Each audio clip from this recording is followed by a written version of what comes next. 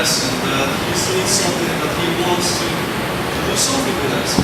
Now this sermonette or short reflection may not be the typical sermon. I don't have points, I only have 15 minutes, and what I want to tell you is something that I found in the book that Maureen shared to me by Joyce Rapp, Praying Our Goodbyes.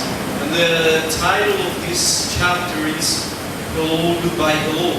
And some other people, besides the ones who asked me about my picture, were telling me, why are you leaving so soon? If you just came last year, they were thinking that I'm leaving. And it is not really about that. However, when we think of the nature of Christian ministry, it is undeniable that there are many hellos and many goodbyes. It is undeniable that many times we go through different places or through different situations, and we get to moments when everything seems strange, seems new, and we don't really know how to react. We're not used to those conditions. But there are also times when once we are settled down and we know the place and we are used to it, we have to leave everything behind. I think you are very familiar with that. When I see your faces, I see people from so many different places, different countries, different ages, stories. And I cannot really see that much beyond your faces, but I'm so sure there are so many stories to tell. So many interesting things that have happened. And you know what? It is especially interesting and appealing to me the fact that in Christian ministry, we are very, very much aware of our condition as humans.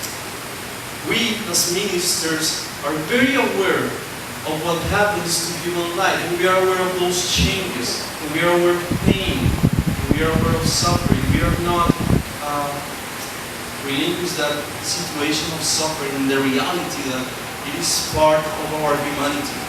But let me say that basically because of this, we are very much aware that every human life starts with a hello.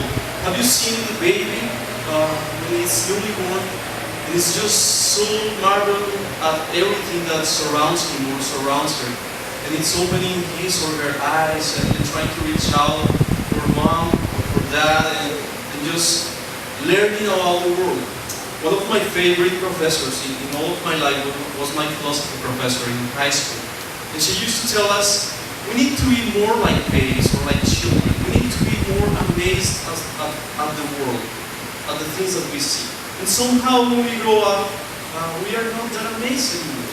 It is like the world that we live in is not that special hello, it's not that special new world again. It's like it just becomes part of our routine, maybe.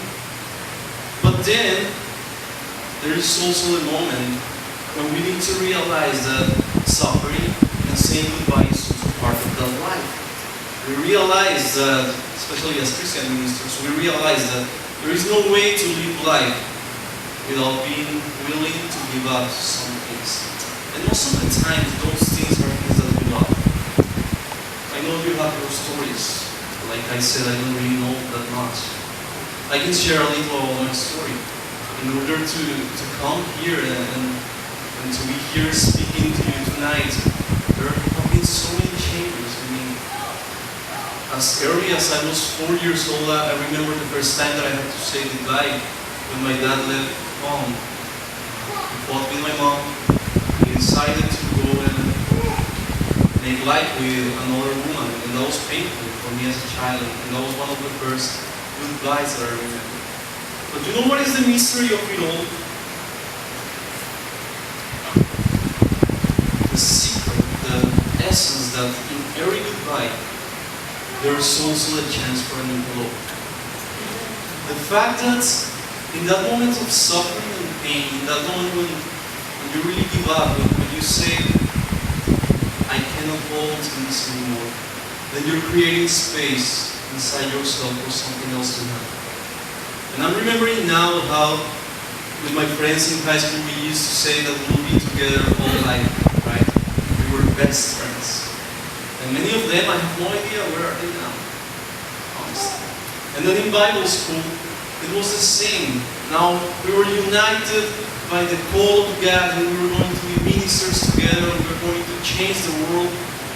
But the reality is that God has taken us to so many different places, and even some of those places that were so familiar just a couple of years ago now do not belong to this earth anymore. Because of an accident, because of a sickness, they're gone. And I realized in the middle of all of this that in that continuous exchange of hellos and goodbyes, our heart is still beating and is still longing for something else. And it's like we are not really sensible. And I'm here and I can tell sincerely that some of you people are becoming very special to me and are becoming part of my life. And I wish I could say, I want to be with you guys for the rest of my life. Let's keep in touch. That's what we always say, right? Let's keep in touch. But now there's also the Christian answer. If I don't see you again, I'll see you in heaven, right? Someday I'll see you in heaven. And yeah, that's a hope. That's not enough. It is not enough just to long for human company because our hearts are beating to the rhythm of God's heart.